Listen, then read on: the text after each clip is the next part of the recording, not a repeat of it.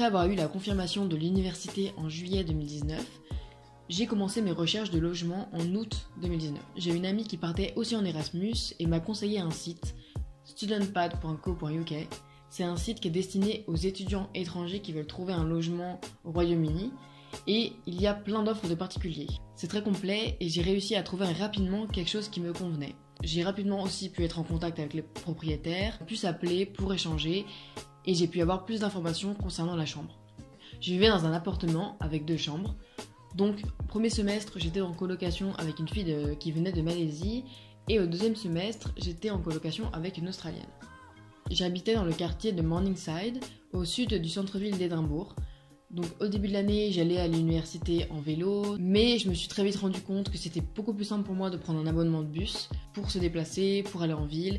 Pour un abonnement de bus pour 1 mois, c'est 56 livres, donc il n'y a pas de réduction étudiante, mais on a accès à tous les bus et tout le temps.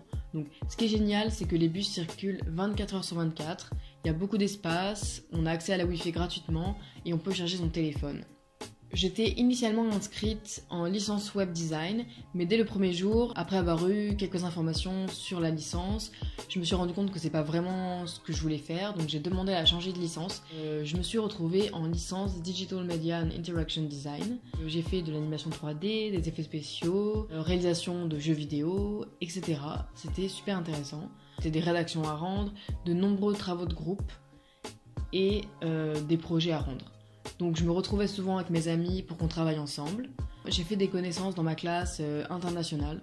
À l'université, en Écosse, c'est vraiment important de faire partie d'un club afin de s'investir pleinement dans la vie étudiante. Donc il y a ce qu'on appelle des societies. Ça peut être des societies de sport ou toute autre activité qui réunit les étudiants de l'université. Donc d'ailleurs, on n'avait pas cours le mercredi après-midi, juste pour qu'on ait le temps de s'investir dans ces clubs.